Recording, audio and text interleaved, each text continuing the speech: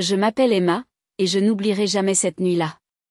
Le restaurant brillait de mille feux, les rires rebondissaient sur les murs de marbre. Les serveurs circulaient avec des flûtes de champagne pendant que les appareils photo crépitaient sur ma sœur. Chloé était radieuse, bien sûr, drapée de soie, inondée de compliments. Puis maman s'est levée, un verre à la main, les yeux pétillants de fierté. À Chloé, a-t-elle déclaré, la fille dont je suis vraiment fière.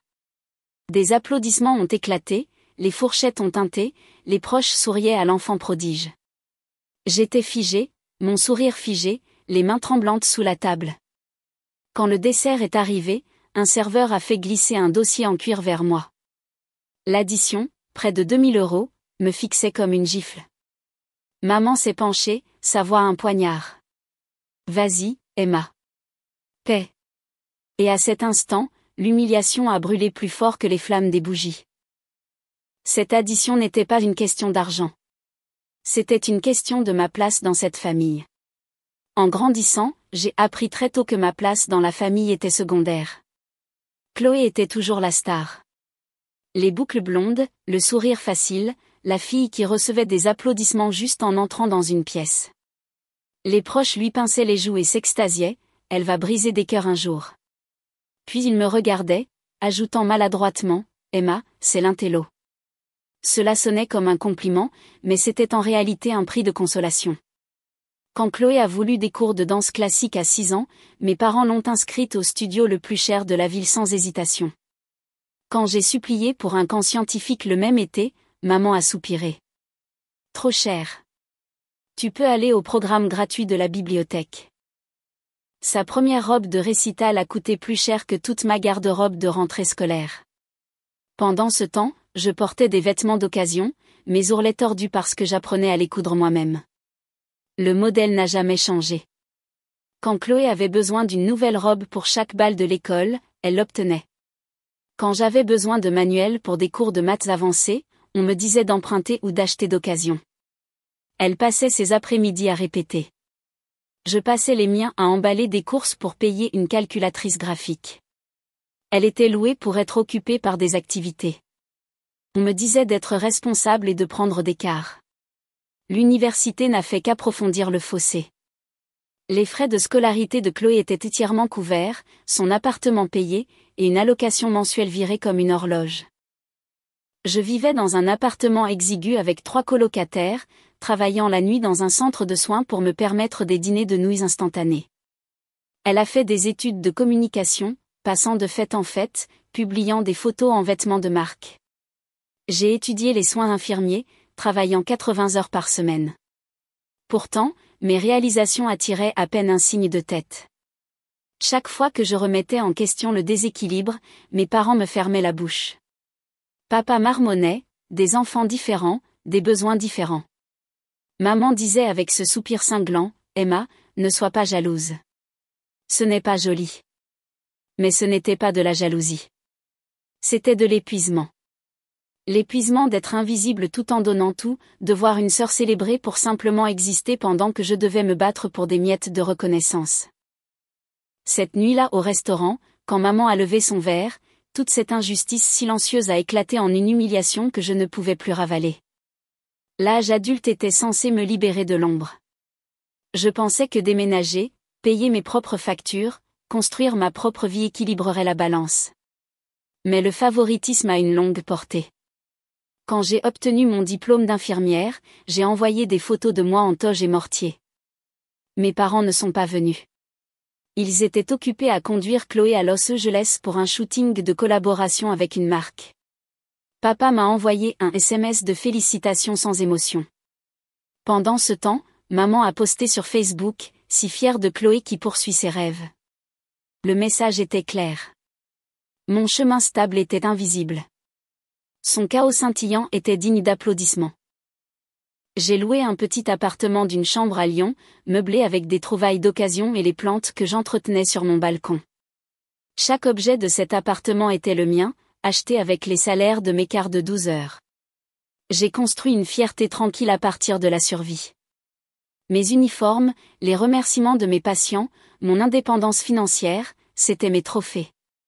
Chloé, quant à elle, passait d'une crise à l'autre. Quand son loyer était dû, mes parents lui viraient de l'argent. Quand sa voiture tombait en panne, papa signait seul la caution. Quand un contrat avec une marque échouait, maman m'appelait, la voix mielleuse. Emma, tu ne peux pas aider ta sœur cette fois? Cette fois était devenue des dizaines de fois. J'ai appris à fixer des limites, un non hésitant à la fois. Pourtant, la culpabilité me rongeait à chaque refus. Les dîners de famille sont devenus des tests silencieux. Allais-je ouvrir mon portefeuille, ou serais-je de nouveau traité d'égoïste? Le contraste s'est accentué avec Antoine, mon petit ami. Il me voyait, mes efforts, ma valeur, sans condition. Quand il est venu à un dîner de famille, il s'est penché et a murmuré, « Emma, il te traite comme un distributeur automatique fiable. Ce n'est pas de l'amour, c'est de la dépendance. » Ces mots brûlaient parce qu'ils étaient vrais. Je suis restée silencieuse la plupart des soirs, retenant l'envie de dénoncer le déséquilibre. Mais chaque acte de retenue, chaque vérité ravalée s'empilait comme des pierres dans ma poitrine. Je me disais que la paix valait le silence. Mais le silence a un poids. Et une nuit, il a finalement craqué. Et il a craqué non pas en privé, mais dans un restaurant bondé avec ma mère tenant un verre en l'air. La salle privée scintillait. Les lustres jetaient de l'or sur le linge blanc. Chloé posait près du gâteau, ses paillettes captant chaque appareil photo de téléphone errant. Les rires montaient, le champagne pétillait, et le photographe ne cessait de tourner autour d'elle. Maman a tapoté son verre. La pièce s'est tue comme un signal de scène. Elle a souri à Chloé, puis a jeté un coup d'œil au-delà de moi comme à travers une vitre. À ma belle Chloé, a-t-elle dit, la voix chargée de fierté. La fille dont je suis la plus fière, celle qui brille. Les applaudissements ont éclaté comme une vague. Quelques proches ont même essuyé des larmes. J'ai applaudi aussi, petit et prudent, la chaleur montant à mon visage. Les desserts sont arrivés, des tranches imposantes, des roses en sucre équilibrées comme des couronnes. Un serveur s'est approché de moi, un dossier noir tenu respectueusement. Mademoiselle Emma, a-t-il demandé, le posant soigneusement devant moi. L'addition? Le chiffre clignotait. 1090 € avant pourboire et service. 22% de pourboire suggéré, imprimé en gris pâle. Mon cœur a eu un raté. Des couverts ont tinté quelque part comme des cloches lointaines. Une cousine s'est penchée. « C'est pour toi », a-t-elle murmuré. Avant que je ne puisse parler, la voix de maman a coupé net et clair. Comme toujours, Emma s'en occupera, a-t-elle dit en levant son verre. C'est le moins qu'elle puisse faire pour le jour spécial de sa sœur. Une mince vague de rire a roulé, puis est morte dans les coins. Chloé a siroté du champagne, les yeux scintillants, la bouche légèrement inclinée dans un sourire d'entraînement. J'ai regardé papa. Il s'est raclé la gorge, puis a détourné le regard. Une tante a secoué la tête, a murmuré, « Ce n'est pas juste ». Puis a rougi. À l'entrée, le gérant planait, une préoccupation polie sur le visage. « Tout va bien ici, madame ?» a-t-il demandé à ma mère. « Nous allons bien », a répondu maman, sans jamais me regarder. Le photographe a continué à prendre des photos, le flash crépitant comme de petites détonations. L'addition était ouverte, lourde comme une pierre sur mes genoux. Ce n'était pas de la générosité. C'était un rituel. Un hommage public déguisé en tradition. Mon humiliation avait été détaillée, taxée et totalisée à l'encre. J'ai repoussé le dessert. La douceur ne pouvait pas réparer le goût. La chaleur a grimpé le long de mon cou. Une brûlure lente se transformant en feu de forêt. S'ils voulaient une scène, ils allaient en avoir une. Parce que cette addition n'était pas seulement de l'argent. C'était ma place qui avait été tarifée. Je me suis levée, les paumes stables, la voix me surprenant même par son calme. La pièce s'est tendue, les serviettes figées à mi-chemin entre les assiettes et les bouches. Si Chloé est votre fierté, laissez votre fierté payer ce soir. Le sourire de maman s'est aminci. Ne nous fais pas honte. Occupe-toi juste de ça, Emma. J'ai tapé sur l'addition. Ce n'est pas une tradition. C'est une humiliation. Armée. Je ne financerai pas ma propre effacement. Plus maintenant. Pas ce soir. Papa s'est raclé la gorge. Chérie, ne fais pas de scène pour de l'argent. Ce n'est pas de l'argent. C'est des maths. Des années de soustraction de moi seule.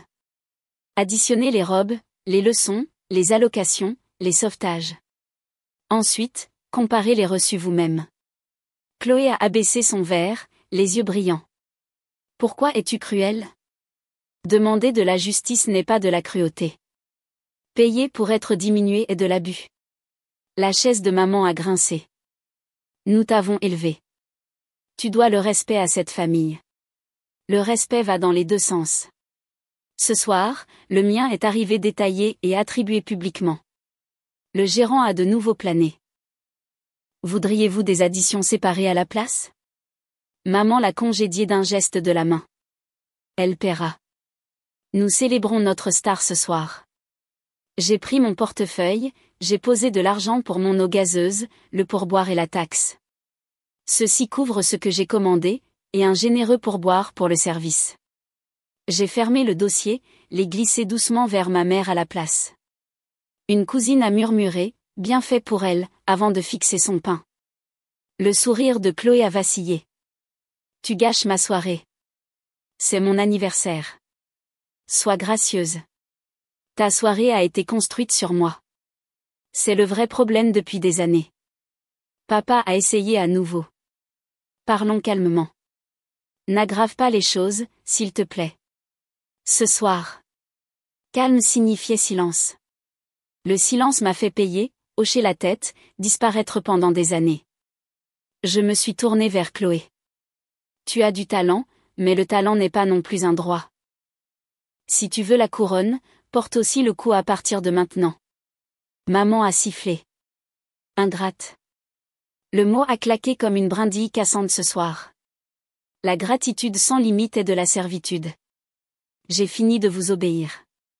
Le photographe a abaissé son appareil photo, les yeux écarquillés, le flash enfin au repos. Le gérant a légèrement hoché la tête. Nous pouvons diviser cela en 3 au lieu de cela. Non, ai-je dit, facturez-les. Je ne paie pas pour cela. Ou, ai-je ajouté, passez la carte étiquetée fierté familiale, s'il vous plaît, pour une fois. Quelques proches ont reniflé, puis se sont cachés derrière des serviettes et des verres rapidement. Chloé a murmuré, Emma, s'il te plaît, ne fais pas ça ici. Pas maintenant à moi. Je fais ça ici parce que tu l'as fait publiquement à moi. J'ai respiré, stabilisant le tremblement qui voulait me trahir à haute voix. Voici ce qui change avec effet immédiat, ai-je dit. Clair, mesuré et définitif ce soir. Plus d'additions surprises. Plus d'amour d'occasion. Aucune exception de ma part. Le respect est le prix de l'entrée. Sans lui, les portes se ferment pour de bon. J'ai posé le dossier debout comme une petite pierre tombale qui les attendait. Puis je me suis retournée, j'ai dépassé le gâteau, et j'ai continué à marcher tout droit. Derrière moi, les chaises ont grincé, les voix se sont heurtées, les couverts ont tinté comme des alarmes tout autour. Dehors, l'air nocturne semblait honnête, froid, absolument nécessaire ce soir. J'ai expiré. Je n'achèterai pas l'amour. J'achèterai ma paix à partir de maintenant. Mais à l'intérieur, l'histoire n'était pas encore terminée. Ni pour eux ni pour moi tout à fait. J'ai marché jusqu'à ce que la ville engloutisse le bruit du restaurant. L'air froid m'a stabilisé, plus piquant que le champagne et les applaudissements. Plus la silencieuse. Plus la payeuse désignée. Le matin a apporté des messages empilés comme des assiettes après un banquet. Papa a appelé en premier, la voix basse. Il aurait dû dire quelque chose. J'ai dit, réessayer, mais avec des actions, pas des discours. Chloé a envoyé un SMS ensuite. Désolée, je ne savais pas que c'était humiliant. J'ai répondu, alors apprends que la fierté qui coûte aux autres ne vaut pas la peine d'être célébrée. Maman a envoyé le silence, puis une seule ligne. Tu m'as embarrassée. Le respect est le prix de l'entrée. La culpabilité n'est pas une monnaie. J'ai réservé une thérapie, encerclé les séances comme des points de suture qui ferment une blessure. En vérité, j'apprenais la différence entre la solitude et la paix. Les semaines ont passé. Les limites sont restées. Les invitations sont arrivées avec une formulation prudente. J'ai répondu gentiment, clairement, je viendrai si les conditions sont respectueuses. Pas d'addition surprise, pas de pic public, pas de performance d'enfant prodige. Si ces conditions se brisaient, je me lèverais et partirais. Papa m'a rencontré pour un café, les mains jointes, ses excuses étaient sincères. Je l'ai cru parce qu'il a demandé comment changer. Commencez par remarquer, ai-je dit, puis dites quelque chose à voix haute. Chloé est venue sans appareil photo, les cheveux en bataille, la voix plus douce que d'habitude. Elle a admis que les feux de la rampe cachaient des coûts qu'elle n'avait jamais eu à payer. Nous avons prévu des anniversaires plus petits, partager les reçus, diviser les additions sans drame. Maman planait au bord, orbitant ses habitudes comme la gravité. Peut-être qu'elle s'approchera. Peut-être pas. Je peux attendre. Ma vie n'est pas un plan de paiement pour le récit de quelqu'un d'autre. Si vous avez vécu sous le favoritisme déguisé en amour, je vous vois. Vous pouvez aimer votre famille et refuser des conditions injustes. Les limites ne sont pas une vengeance.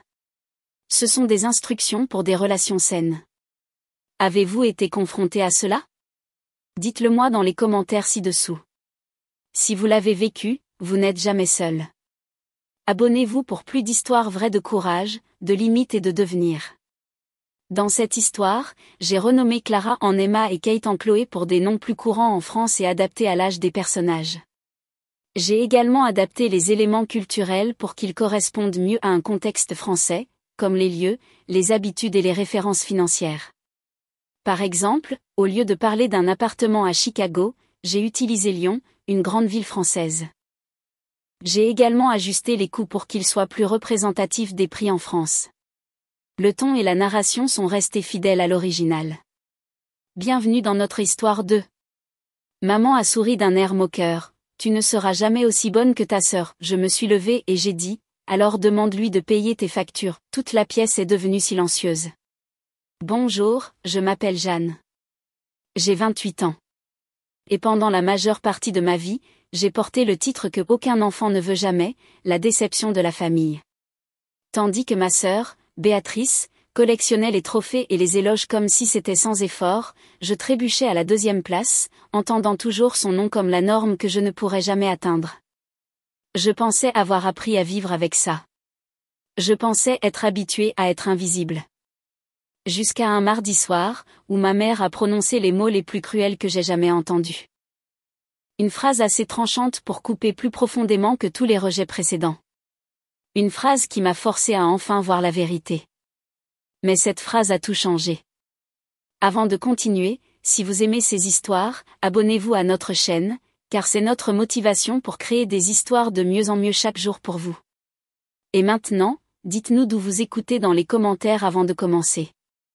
La première fois que j'ai réalisé que je ne serais jamais à la hauteur, c'était en cours de mathématiques en 5e. Je suais sur une longue division tandis que le nom de Béatrice était déjà écrit sur le tableau d'honneur en lettres noires et grasses. À la maison, les comparaisons ne faisaient que s'aiguiser. Les bulletins de notes étalés sur la table de la cuisine, le visage de maman rayonnant alors qu'elle louait les notes parfaites de Béatrice, puis s'assombrissant lorsque ses yeux se posaient sur les miens. Lors des réunions parents-professeurs, je m'asseyais dans le couloir, entendant le nom de Béatrice revenir encore et encore comme la norme que j'étais censée poursuivre. Quand j'ai montré mes peintures à maman, espérant que l'art pourrait enfin la rendre fière, elle a jeté un coup d'œil et a dit « C'est joli, chérie. As-tu entendu que Béatrice a gagné une autre bourse ?» Les annonces de bourse étaient les plus cruelles. Béatrice avait le choix entre les grandes écoles parisiennes. Il y avait des dîners de célébration, de longs appels téléphoniques et des félicitations de la part des parents. Lorsque mon acceptation à l'IUT est arrivée, maman a ouvert la lettre avec un soupir. Eh bien, au moins tu continues tes études. L'IUT a aussi son utilité, Jeannette. J'ai essayé d'autres voies, désespérée de trouver quelque chose qui me soit propre, club de théâtre, athlétisme. Chaque tentative se terminait de la même manière, éclipsée par les trophées de Béatrice, ses bourses, son nom dans le journal. Même quand j'ai remporté la première place au salon d'art départemental, les mots de maman ont traversé la joie. L'art est un beau passe-temps, mais le stage de Béatrice dans ce cabinet d'avocat sera bien mieux sur les dossiers d'inscription à l'université. Au moment de la remise des diplômes, le message était clair. Béatrice a prononcé le discours de la majeure de promotion. J'étais assise au milieu des rangées, invisible. Les photos de famille racontaient la même histoire. Ces récompenses encadrées tapissaient la cheminée. Ma photo était poussée derrière un trophée de club de débat, à moitié caché, à moitié oublié. Même après le départ de Béatrice pour l'université, les comparaisons n'ont pas cessé. Des appels téléphoniques à propos de ses professeurs et de ses affaires remplissaient notre cuisine chaque semaine. Et ma vie, c'était toujours la note de bas de page, mais le rejet le plus cruel m'attendait encore des années plus tard. Tout a basculé ce printemps-là. Papa a eu sa crise cardiaque. J'étais à mon bureau en train de dessiner un logo quand la voix paniquée de maman a craqué au téléphone.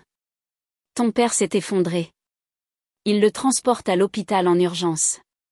8 heures plus tard, après une opération et d'incessants allers-retours dans les couloirs stériles, les médecins ont dit qu'il se rétablirait, mais lentement.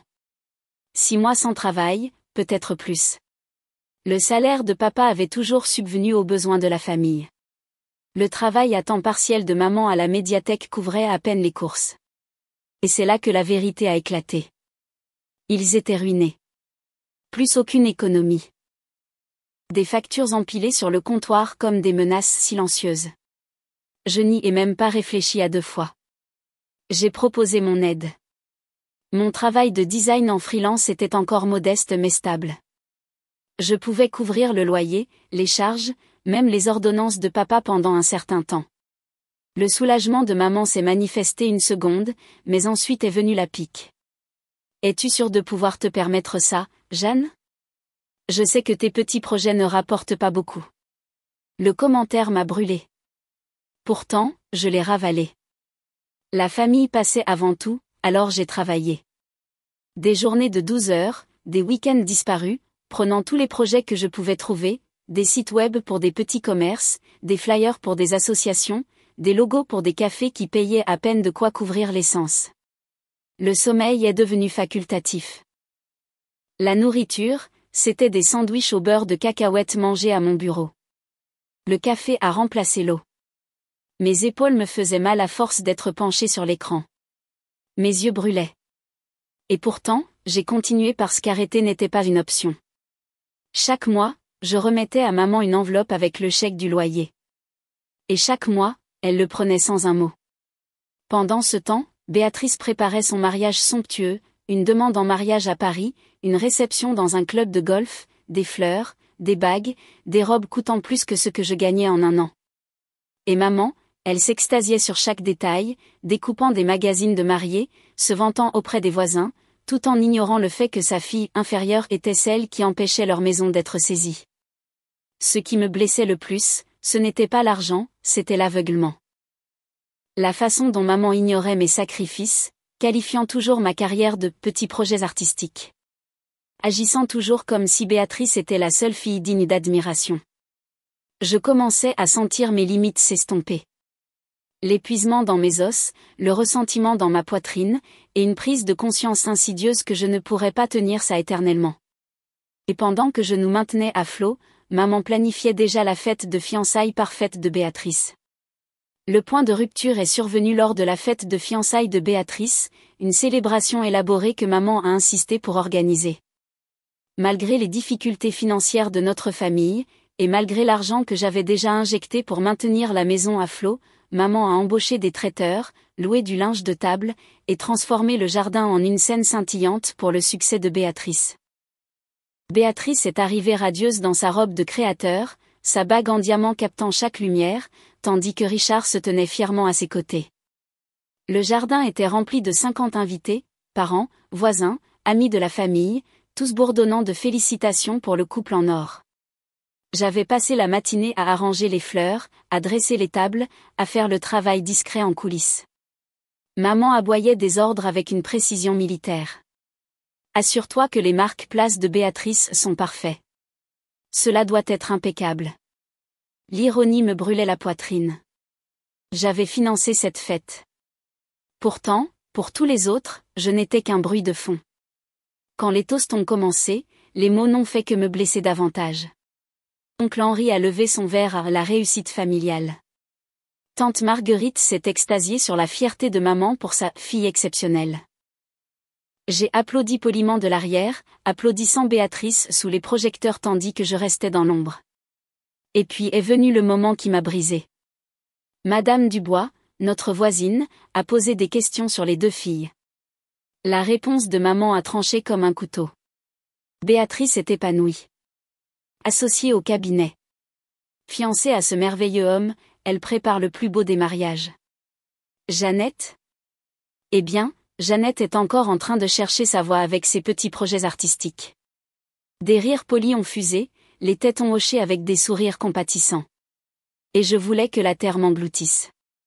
La fille qui maintenait les lumières allumées et les factures payées était dépeinte comme une amatrice, une réflexion après coup, une déception. Plus tard, en nettoyant, maman continuait de rayonner. N'était-elle pas radieuse ce soir, Béatrice ? La famille de Richard était tellement impressionnée. C'est exactement le genre de célébration qu'elle mérite. Pas un mot sur les sacrifices que j'avais faits. Pas une reconnaissance que sans moi, cette nuit n'aurait même pas été possible. À ce moment-là, mon épuisement n'était plus seulement physique. Il était émotionnel. Il était spirituel. Je travaillais sans relâche pour des gens qui ne pouvaient même pas me voir. Et la petite fille qui avait toujours supplié d'être approuvée atteignait ses limites. Et quand maman a enfin prononcé les mots les plus cruels de tous, quelque chose en moi s'est brisé. La confrontation est arrivée 3 jours plus tard, un mercredi soir. Je suis passée avec le paiement du loyer. Presque la moitié de mon revenu. Le 4e mois consécutif. Maman était assise dans la cuisine, feuilletant les magazines de mariage de Béatrice. Elle m'a à peine regardé. Le golfe de la vallée a une disponibilité, a-t-elle dit. Ils peuvent accueillir 300 invités. C'est parfait pour Béatrice. Exactement ce qu'elle mérite. Le calcul m'a frappé durement. Le lieu coûtait plus que ce que je leur avais donné en plusieurs mois. Une seule nuit pour Béatrice, pendant que je me tuais à la tâche pour maintenir cette maison debout. Puis maman m'a regardé. Tu devrais vraiment mieux prendre soin de toi, Jeanne. Regarde Béatrice, elle est si bien organisée et cette chose de freelance. Ça fait des années et tu as toujours des difficultés. Il est peut-être temps d'accepter la réalité. Ces mots m'ont coupé profondément. L'ironie brûlait. Mes difficultés venaient du fait que je les portais. Pourtant, elle ne pouvait toujours pas le voir. Puis vint le coup de grâce. Je n'oublierai jamais. Je ne comprends tout simplement pas pourquoi tu ne peux pas être plus comme ta sœur. Tu ne seras jamais aussi bonne que Béatrice, Jeanne. 28 ans de doute se sont transformés en un moment de clarté. Je l'ai regardé droit dans les yeux, puis je lui ai demandé, demandez-lui de payer vos factures. Elle s'est figée. La couleur a fui son visage.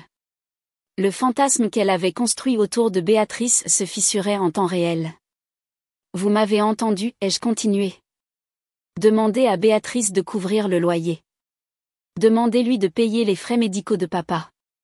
Demandez-lui de gérer les charges, les choses que je paie. Le magazine lui a glissé des mains. Elle a balbutié, je ne savais pas. Vous ne vouliez pas savoir, ai-je rétorqué. Chaque fois que je vous remettais un chèque, chaque fois que je disais que je faisais des heures supplémentaires, vous choisissiez de ne pas le voir parce que dans votre esprit, je ne pourrais jamais être à la hauteur. J'ai sorti mon téléphone, faisant défiler les reçus. Loyer de mars, mon argent. Charge d'avril, mon argent. Ordonnance de papa, mon argent. Même le traiteur pour la fête de fiançailles de Béatrice, mon argent. Ces larmes ont commencé à couler, mais je ne pouvais pas m'arrêter. Savez-vous ce que c'est de tout sacrifier pour des parents qui vous traitent comme si vous ne valiez rien ? De vider mes économies pendant que vous vous vantez de la fille qui n'était même pas là. Maman s'est effondrée, sanglotant, admettant enfin que Béatrice ne savait rien, qu'elle ne le lui avait pas dit parce qu'elle ne voulait pas gâcher l'image parfaite. J'ai secoué la tête. Ce fantasme a été payé par moi. Pour la première fois, maman m'a vraiment vue. Non pas la fille inférieure, mais celle qui avait porté cette famille. Et à partir de cette nuit-là, rien entre nous ne serait plus jamais pareil. Les semaines après cette nuit-là ont semblé différentes. L'atmosphère dans la maison avait changé. Pour une fois, le silence ne ressemblait pas à un effacement. Il ressemblait à un espace. Maman a appelé Béatrice, lui disant enfin la vérité sur les factures, la dette, et les mois où j'avais tout porté seule. La voix de Béatrice a changé quand elle l'a découvert. Elle m'a appelé le lendemain. Son ton n'était ni fier ni supérieur. Il était coupable, presque tendre. « Jeanne, je n'avais aucune idée, a-t-elle dit. Maman ne m'a jamais rien dit. Je me sens horrible que tu aies géré ça toute seule. Laisse-moi t'aider. » Et pour la première fois, j'ai entendu de la sincérité dans ses paroles. Béatrice a pris en charge les frais médicaux de papa. Elle a mis en place un fonds d'urgence. Elle a même commencé à me référer des clients pour mon entreprise de design. Le mur entre nous, construit par des années de comparaison, a commencé à se fissurer. Maman a changé aussi, bien que lentement. Elle a commencé à s'intéresser à mes projets, se reprenant quand elle retombait dans ses vieilles habitudes. Une fois, lorsqu'une voisine a demandé des nouvelles de ses filles, elle a en fait dit « Béatrice est épanouie dans son cabinet d'avocat. Et Jeanne a bâti une entreprise de design formidable. Je suis fière de mes 2 filles. » J'ai failli ne pas en croire mes oreilles. 6 mois plus tard, le dîner de Noël ne ressemblait en rien au précédent. Béatrice et Richard, moi et mon petit ami David, maman et papa, tous assis à la même table. Pas parfait, mais pas empoisonné non plus. Maman a servi mon dessert préféré juste à côté de la tarte aux pommes de Béatrice. C'était un petit geste, mais pour moi, c'était tout. Alors que nous jouions à des jeux de société après le dîner, j'ai réalisé quelque chose. Je n'étais plus invisible. Je n'étais plus moins bien. J'étais juste moi. Et c'était enfin suffisant. Avec le recul, ce mercredi soir dans la cuisine a été mon tournant. Le moment où j'ai cessé de supplier d'être vue et où je l'ai exigé à la place. Avez-vous déjà atteint ce moment? Celui où vous vous relevez enfin après des années d'être rabaissé? Si oui, partagez-le dans les commentaires, car votre histoire compte aussi. Et si la mienne a résonné en vous, aimez, abonnez-vous, et rappelez-vous ceci, votre valeur n'est pas définie par la comparaison de quelqu'un d'autre. Parfois, l'approbation la plus importante est celle que vous vous accordez à vous-même. La vérité est simple. Je ne serai peut-être jamais Béatrice, mais je serai toujours Jeanne, et c'est plus que suffisant. Et si cette histoire a touché votre cœur, s'il vous plaît, aimez-la et partagez-la avec quelqu'un qui a besoin d'entendre ça aujourd'hui. N'oubliez pas de vous abonner pour plus d'histoires vraies de trahison familiale qui nous rappellent que nous sommes plus forts que nous. Bienvenue dans notre histoire 3. Mon père m'a forcé à assister au mariage de ma sœur en or, menaçant de couper mes frais de scolarité. Il n'avait aucune idée que j'avais secrètement obtenu mon diplôme avec mention et que je gagnais 6 chiffres. Mon téléphone s'illumine avec le nom de mon père. 5e appel en moins d'1 heure. Je suis Manon Dubois, 29 ans, vivant à 1300 km, à Lyon. Pourtant, je suis toujours en quelque sorte piégée dans l'ombre de ma famille. Cette fois, le message est clair. Sois au mariage de Chloé ou oublie tout soutien futur. La journée parfaite de l'enfant chéri, mon rôle invisible une fois de plus. Mais ce que je ramenais à la maison transformerait leur célébration en un règlement de compte. Et le secret que je révélerais briserait leur illusion de famille pour toujours. Avez-vous déjà dû cacher votre succès à ceux qui auraient dû le célébrer le plus? Dites-le moi dans les commentaires. Et n'oubliez pas de vous abonner pour plus d'histoires. En CE2, je suis rentrée à la maison serrant un bulletin rempli de 20 sur 20. Bien, ma chérie, a murmuré maman, sans lever les yeux de son magazine. Le soir même, le salon explosait de joie pour le ruban de participation de Chloé à la pièce de théâtre de l'école. Tu as vu comment elle a projeté sa voix? Papa rayonnait. C'était la meilleure sur scène. En seconde, j'ai remporté le premier prix au concours scientifique pour mon analyse de la qualité de l'eau locale. Le proviseur Legrand m'a remis un ruban bleu et a souri. Vos parents doivent être si fiers. J'ai hoché la tête, vide à l'intérieur, car ils avaient choisi le match de football de Chloé à la place. En terminale, mon acceptation à l'École normale supérieure de Lyon est arrivée. Une bourse? Un rêve? Maman a froncé les sourcils. C'est si loin. Chloé pourrait se sentir inférieure si tu y vas. Papa n'a même pas levé les yeux de son journal. On en a discuté. Tu restes ici. Point final. Cette nuit-là, je suis restée éveillée, traçant toutes les possibilités dans mon esprit. Rester signifiait abandonner. Partir signifiait tromper. 2 semaines plus tard, j'ai pris un bus pour Lyon avec 2 valises et un faux dossier. Inscription à un BTS local, un logement étudiant qui n'existait pas. Pour la première fois, je me suis choisie. Mais même alors, je ne pouvais pas me débarrasser de la piqûre de l'invisibilité. Noël après mon premier semestre, Chloé se tenait à côté d'une toute nouvelle Twingo emballée d'un ruban. Je serrais un pull de grand magasin, souriant crispé pour la photo, sachant que la photo finirait un jour encadrée dans le couloir. Le schéma ne se brisait jamais. À chaque étape de la vie, leurs applaudissements appartenaient à Chloé. Ses buts au football, ses rubans, ses petits amis, mes notes, mes récompenses, mes bourses, tout était balayé comme « normal ». Ce n'était pas seulement du favoritisme. C'était de l'effacement. J'avais été entraînée à me minimiser pour que Chloé puisse briller. Et maintenant, des années plus tard, j'avais construit une vie à Lyon dont ils ne savaient rien. Une vue sur la ville depuis ma fenêtre et un diplôme caché dans mon placard. J'étais toujours invisible pour eux. Je pensais m'être échappée jusqu'à ce que le mariage de Chloé me ramène sous les projecteurs. À leurs conditions, pas les miennes. Le gravier crissa sous les pneus de ma voiture de location. Alors que je me garais dans l'allée, des roses blanches débordaient d'une camionnette de livraison.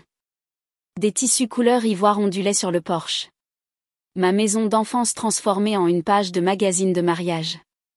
L'étreinte de maman fut brève, machinale. Tu as finalement décidé de soutenir ta sœur, dit-elle. Son ton donnait moins l'impression d'un accueil que d'une capitulation. Papa ne s'est pas donné la peine de faire la conversation. Bien. Tu es là, a-t-il marmonné, me tendant un presse-papier. Les programmes ont besoin d'être pliés. Les sacs d'invités assemblés. Chloé veut que ce soit fait avant 16 heures. Chloé elle-même descendit l'escalier, son téléphone portable collé à l'oreille. Cela ruine littéralement tout, a-t-elle claqué au fleuriste avant de m'offrir un baiser en l'air qui a manqué ma joue. Dieu merci, tu es là, a-t-elle jailli. Le traiteur menace de démissionner. Maman est inutile avec le plan de table. Puis elle est repartie, aboyant des ordres. Le dîner m'a présenté à Elliott Moreau, grand, soigné, un investisseur en crypto-monnaie avec un sourire préparé. Il m'a serré la main trop fermement. Chloé dit que tu es un génie de l'informatique à Lyon, a-t-il dit. Analyste produit, ai-je corrigé. Il a fait un clin d'œil. J'ai des amis qui développent une plateforme de trading IA. On devrait discuter à faire un de ces jours. Mes questions étaient précises. Ses réponses évasives. Une entreprise décentralisée avec des partenaires à Dubaï, Zurich, Singapour. Un réseau privé que personne ne pouvait vérifier. Papa buvait chaque mot. Les yeux brillants comme un homme à qui l'on a promis de l'or. Plus tard, dans son bureau, j'ai trouvé des papiers de refinancement pour la maison. Une deuxième hypothèque signée quelques semaines auparavant. Chaque euro canalisé dans le soi-disant investissement d'Elliott. À travers les haies du jardin, tante Hélène a chuchoté la confirmation, ton père n'écoutera pas, mais j'ai déjà vu des hommes comme lui. Trop beau pour être vrai. Cette nuit-là, au café Le Petit Paris, la même cabine où j'étudiais le calcul. Mon ordinateur portable brillait avec des onglets ouverts, registre de commerce, forum d'investissement, anciens profils sociaux. 3 noms ont fait surface. Étienne Dubois, Édouard Leclerc, Elliott Moreau. Des régions différentes, des femmes différentes, mais le même visage, le même sourire. Un escroc qui disparaissait quelques jours avant chaque mariage. Des comptes bancaires vidés, des familles ruinées. J'ai siroté mon café noir, son amertume correspondant à la bile dans ma gorge. Et à chaque clic, j'ai découvert la preuve que le fiancé parfait de Chloé était bâti sur des vies volées et des promesses brisées. J'ai étalé les papiers sur la table du salon, capture d'écran, relevé bancaire, rapport de police, même une déclaration signée d'une femme nommée Carole, dont le mariage n'avait jamais eu lieu. Mes parents ont regardé les preuves comme si elles étaient écrites dans une langue étrangère. Chloé était perchée sur l'accoudoir d'une chaise, le visage pâle sous des couches de maquillage. Elliot était appuyé négligemment près de la cheminée, son charme intact. C'est clairement une erreur d'identité, dit-il doucement. Les gens confondent les visages tout le temps. 3 femmes, 3 régions, ai-je rétorqué. Toutes abandonnées 3 jours avant la cérémonie. Tous les comptes bancaires vidés. Même schéma. Même homme. Manon. La voix de mon père portait ce vieux ton d'avertissement. C'est absurde. Tu ne comprends pas les affaires à ce niveau. Les affaires ? Mon rire est sorti sec. Ce ne sont pas des affaires. C'est de la fraude. Maman a soupiré dramatiquement. Tu as toujours été jalouse du bonheur de ta sœur. Tu ne supportes pas de la voir briller. Jalouse ? Le mot a fait plus mal que prévu. J'ai quitté cette maison parce que j'étais invisible. Et maintenant, j'essaie de vous empêcher de tout perdre. Chloé s'est levée d'un bond, les larmes coulant. Tu as tout ruiné. Tu disparais pendant des années et tu reviens juste pour me saboter. Tu ne supportes pas que j'ai enfin trouvé quelqu'un d'incroyable. Elliot lui a passé un bras autour des épaules. C'est bon, ma chérie, a-t-il murmuré. Certaines personnes ne comprennent tout simplement pas l'innovation. J'ai regardé leur visage, défensif, dédaigneux, délirant, et j'ai réalisé la vérité. Ils ne voulaient pas être sauvés. Ils voulaient le conte de fées. Alors j'ai changé de tactique. Vous pensez que je ne comprends pas les affaires ? J'ai sorti un dossier en cuir de mon sac, mes mains fermes malgré la tempête dans ma poitrine. Je n'ai pas fait de BTS, ai-je dit. J'ai obtenu mon diplôme avec mention à l'École normale supérieure de Lyon. Je travaille dans la science des données depuis des années. Je gagne très bien ma vie. J'ai construit une vie dont vous n'avez jamais même demandé. Leurs yeux s'écarquillèrent, le choc se propageant dans la pièce. Pour une fois, ils étaient sans voix. La voix de Chloé se brisa. C'est impossible.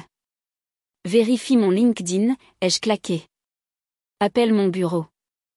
J'ai été quelqu'un d'autre entièrement.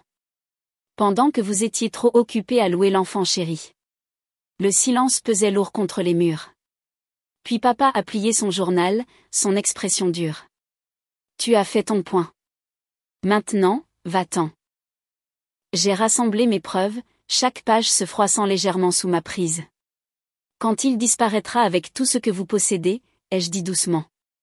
Rappelez-vous, quelqu'un a essayé de vous prévenir. La porte d'entrée s'est refermée derrière moi. Leçon finale, comme le couvercle d'un cercueil qui se ferme.